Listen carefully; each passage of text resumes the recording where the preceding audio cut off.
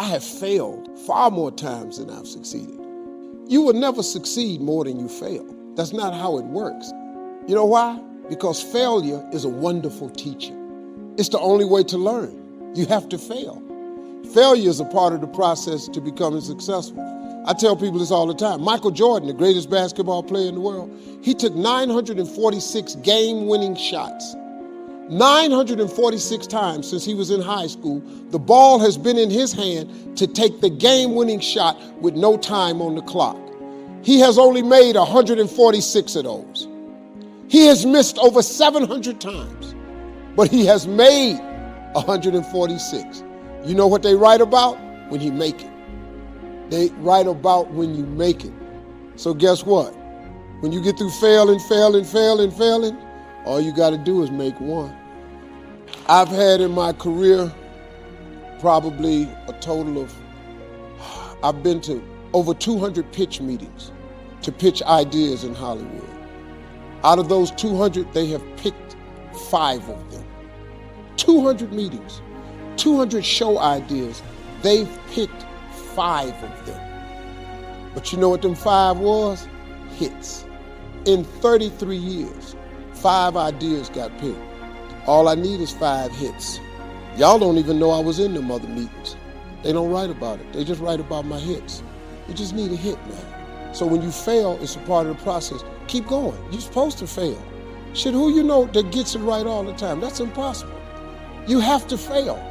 Matter of fact, when you fail, be glad about it. Every time you fail, you're one step closer. So every time you fail, say, whew, got that out the way.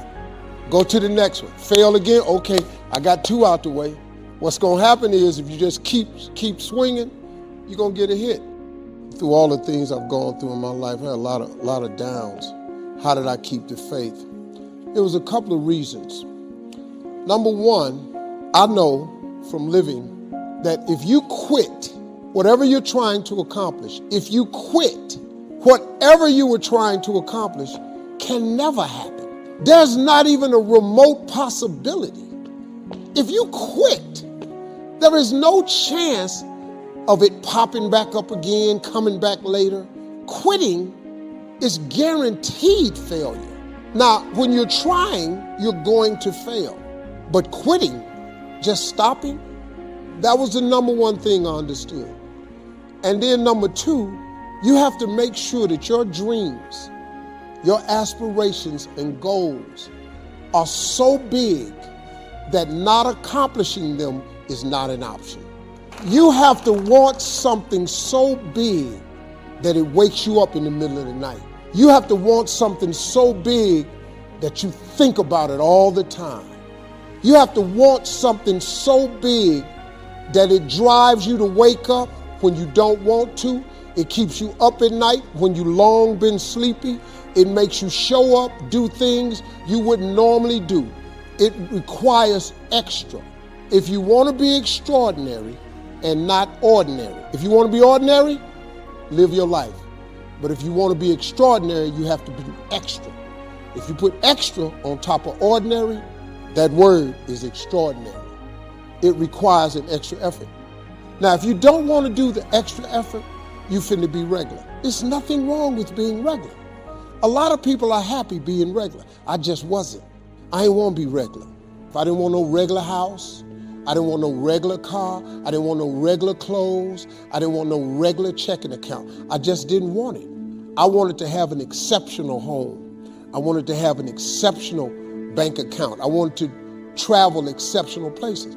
Now, if you don't want that, it's perfectly fine. You can be really happy being ordinary. But if something's burning in you, you got to deal with it. If you don't deal with it, you're going to be disappointed, man. See, being regular, there's nothing wrong with it. Discipline determines your destiny, not your desire. You've heard me say this how many times on the show? Okay, here we go again, Steve. I got it. Faith without works is dead. But let me tell you something. To be a hard worker, you got to be disciplined. That's one of the hardest lessons I'm trying to get through to my sons. That an undisciplined man is headed to a life of just, I can't even tell you, man.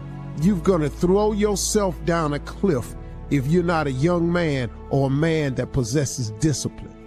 because they got something for undisciplined people. They got some street laws for undisciplined people, and they got some federal laws and state laws for undisciplined people. So that's why them signs is outside on the freeway. We're gonna let you go fast, but 70 is the limit.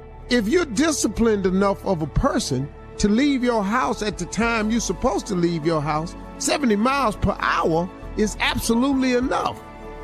But if you're an undisciplined person, if you don't have the wherewithal to leave your house on time, to go where you want to go, see, the desire is where you want to go.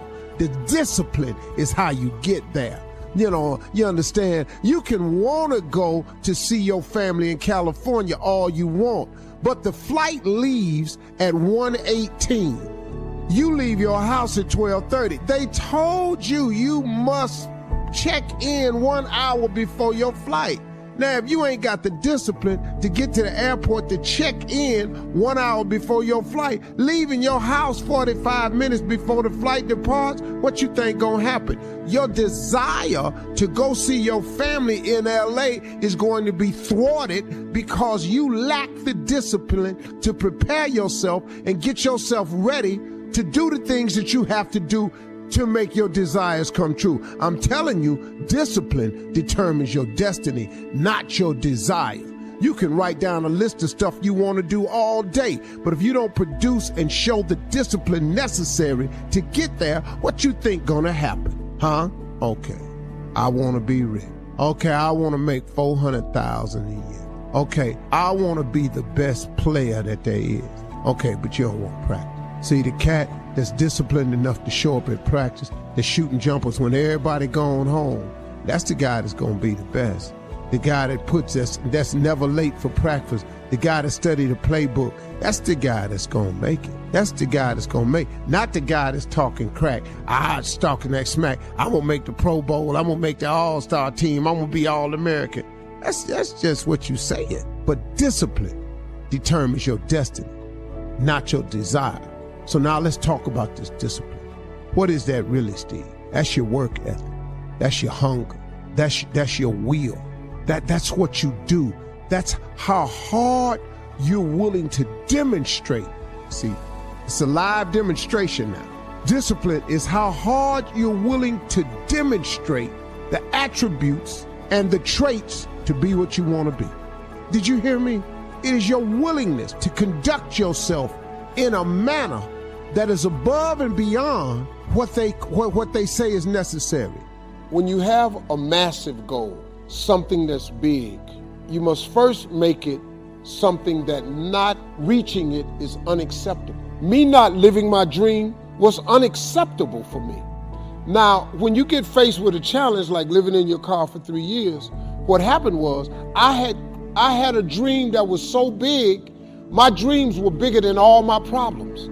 If your dreams aren't really big enough and your problems are bigger than your dreams, then your problems will be bigger than your dreams. But if your dreams are so big, I had no problem that I was not willing to endure to get to my dream. Now, the key, you said it though, was step by step. Remember this saying, inch by inch, anything's a cinch. Inch by inch. See, so you got to set incremental goals along the way. On your way to, let's say you want to be a millionaire, but let's say you only make $5,000 a year right now, but you want to be a millionaire. Then you have got to take whatever you did to make $5,000 and duplicate it so you can make 10. But when you make 10, that should be a minor celebration. Then when you make 20, that should be another minor celebration. Don't stay frustrated because you haven't reached the million.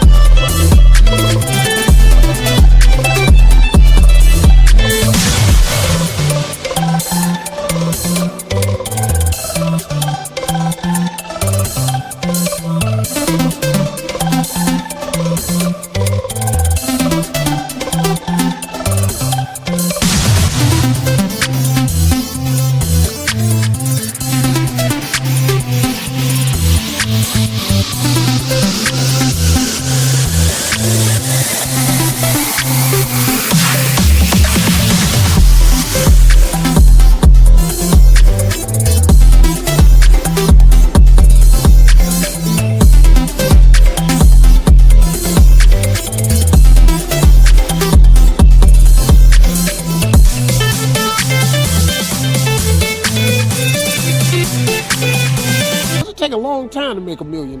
But let's just say you're making $250,000. There's another celebration you should have. So you have to enjoy the journey, because the journey is not going to change. If you wait until you reach your goal to celebrate, it's mentally debilitating. So you have to have monumental steps along the way, and just make inch by inch anything's a cinch. Set very doable goals as you're trying to reach the impossible thing.